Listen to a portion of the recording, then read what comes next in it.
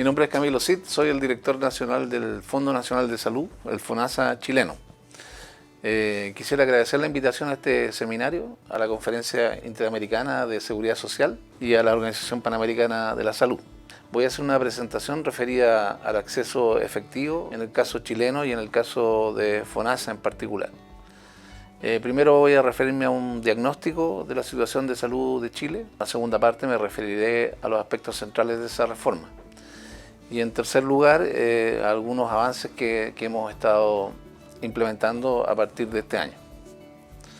Respecto del diagnóstico, hay que decir que el sistema de salud chileno es un sistema de salud dual, segmentado, fragmentado y públicamente subfinanciado, decimos nosotros. Es un sistema de salud dual porque está segmentado en básicamente dos mundos, ¿cierto? Un sistema público financiado con impuestos generales y con cotizaciones de la Seguridad Social, que administra el Fondo Nacional de Salud, el FONASA, y que financia entonces redes públicas de atención, hospitales públicos, atención primaria. Pertenecen a ese segmento el 78% de la población. Sin embargo, existe otro segmento del sistema de salud, que es el sistema privado, comandado por la CISAPRE, que reciben un financiamiento también del 7% de la cotización obligatoria de aquellas personas que quieren estar en el sistema privado, más una cotización adicional que cubre las brechas de riesgo que las personas tienen que pagar por pertenecer al seguro privado, ellos y sus familias, ¿no? Es decir, las ISAPRES cobran, ¿cierto?, una prima de riesgo, dependiendo entonces de cuántas personas conforman el plan, y son subsidiadas a través de la prima de seguridad social de los trabajadores. Estos dos segmentos funcionan con lógicas distintas, tienen diferencias en cuanto a gasto per cápita, por ejemplo, tienen diferencias en cuanto a acceso, tienen diferencias a niveles de calidad y por lo tanto hay diferencias en los niveles de acceso, resultado, utilización de los servicios de atención de salud y en los resultados de salud finalmente en ambos segmentos, ¿no? Es por eso que decimos que en el mundo privado, ejecuta un gasto per cápita similar a países avanzados de Europa, como por ejemplo Francia o España. Y en el otro segmento, en el segmento público, se ejecuta un gasto similar a nuestros países vecinos, como Perú o como Ecuador. Esta relación dual, además, se produce con un sistema subfinanciado en lo público, ¿no? Hay una escasez de recursos permanente en el sistema público que se replica en falta de recursos para la oferta, como los médicos, o la infraestructura o la tecnología, permanentemente escasas en el sistema público. En términos del financiamiento, esta visión dual se traduce en que más o menos, como ya había planteado, unos per cápita totalmente diferentes, pero más o menos para el 17% de la población que está en el mundo privado, este sector efectúa en la mitad del gasto en salud, considerando también los gastos privados y los gastos de bolsillo. Y el otro 78-80% de la población efectúa el otro 50% del gasto en salud. Decíamos que el gasto público es bajo, estamos en Chile todavía muy por debajo del 6% del Producto Interno Bruto como gasto público en salud, que es la recomendación, ¿cierto?, de la Organización Panamericana de la Salud, que comprometieran los países en el 2014, con un 4,8-4,9% del PIB en Chile. Este bajo gasto público, a su vez, refleja un alto gasto de bolsillo. En Chile todavía un tercio de los gastos totales de salud se financian con gastos de bolsillo de los hogares. En las mediciones internacionales respecto del acceso y la cobertura, en este caso aquellas que tienen que ver con el Objetivo de Desarrollo Sostenible, Chile está en una situación compleja, con un 14% de la población haciendo gasto catastrófico en salud y con un 2% de la población en empobrecimiento producto de los gastos directos de la familia en salud. Bueno, para abordar esta situación de desigualdad y escasez de recursos, actualmente se ha planteado una reforma. Esa reforma consiste básicamente en avanzar hacia un sistema universal de salud. Ese sistema universal de salud, a su vez, es financiado con un Fondo Universal de Salud.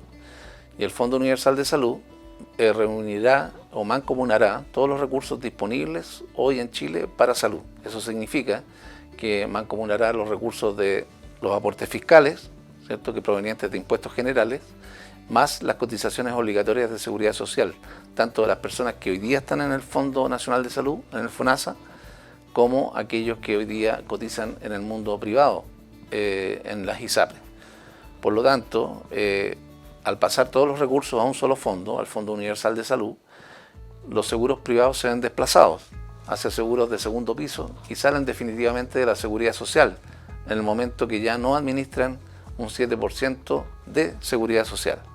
Sin embargo, tienen un espacio para hacer seguros voluntarios de segundo piso para financiar aspectos diferenciales de la atención de salud en el sector privado de los ex beneficiarios de ISAPRES que ahora pasarán a estar en el Fondo Universal de Salud. Este planteamiento pretende igualar las condiciones de acceso y de cobertura de toda la población, ¿no? Por lo tanto, implica también un aumento de recursos fiscales paulatino que llegue a alcanzar el 6% del Producto Interno Bruto e incluso que avance hacia los promedios de los países de la OECD. Esto, por supuesto, en varios años, en un proceso de convergencia entre aquellas personas que se atienden en el sector público de atención de salud y aquellos que seguirán prefiriendo el sector privado. Este sector privado ahora de atención de salud integrado de alguna manera a las redes públicas, funcionando también focalizada en la población e incorporando los conceptos de redes integradas de servicios de salud basada en una atención primaria universal y resolutiva.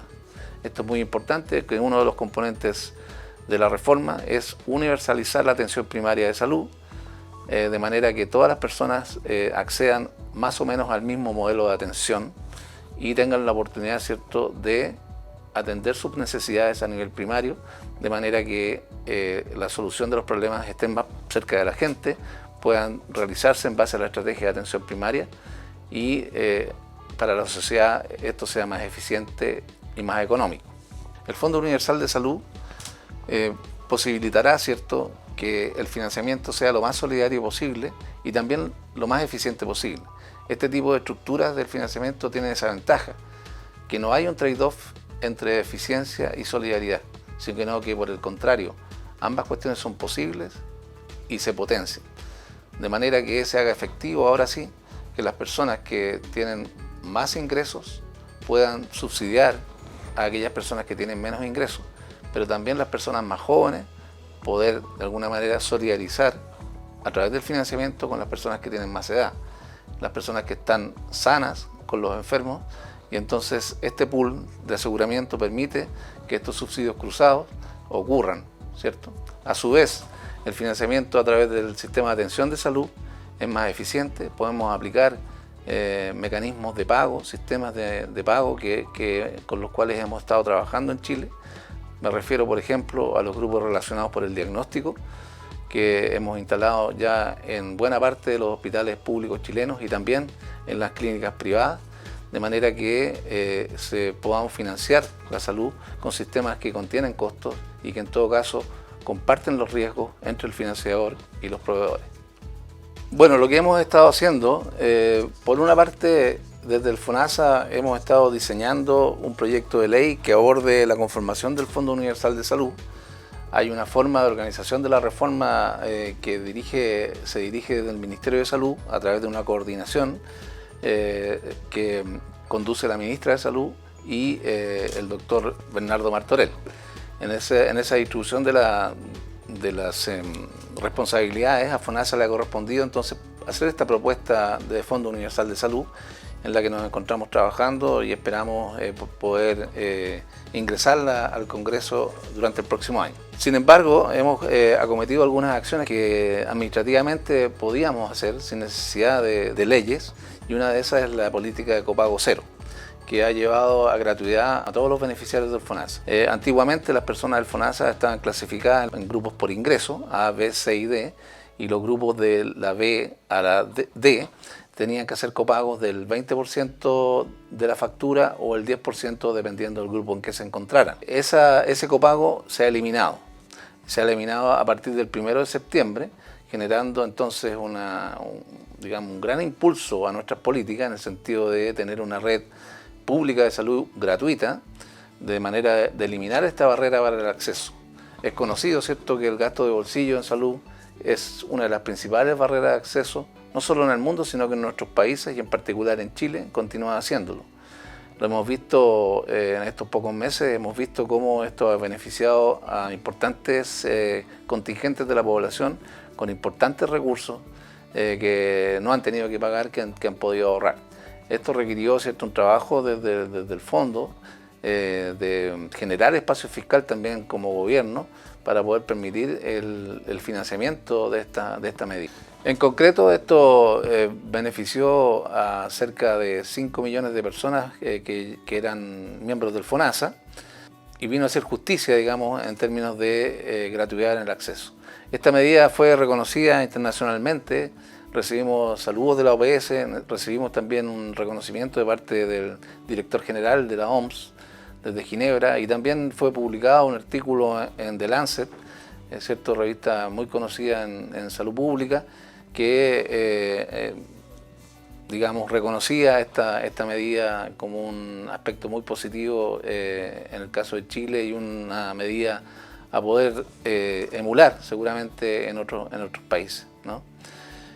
Con ello esperamos haber hecho un aporte fundamental a lo que ya señalábamos antes, ¿cierto? Este alto gasto de bolsillo que tenemos en Chile, 1/3 del gasto total, que empobrece a la población chilena, ya lo decíamos, el 2% de la población cae en pobreza en Chile producto de estos gastos, y esperamos estar afectando justamente a ese segmento que no es justamente la población más pobre, sino aquella de clase media chilena que es muy sensible a estos gastos. Esto también viene a ayudar en un momento crítico. La economía chilena se encuentra en una recesión, la inflación ha alcanzado niveles muy altos, y también entonces esta medida viene a paliar, en este caso liberando de copago a las familias en cuanto a salud. Bueno, la reforma chilena busca universalizar el acceso a la salud. Esperamos que podamos lograr que las personas puedan utilizar servicios integrales de calidad cuando los necesitan a lo largo del curso de la vida, con una adecuada protección financiera que, como hemos señalado, es uno de nuestros objetivos principales. Bueno, finalmente agradezco mucho la oportunidad de poder participar en este seminario. Me despido y les deseo mucho éxito en el trabajo que están realizando.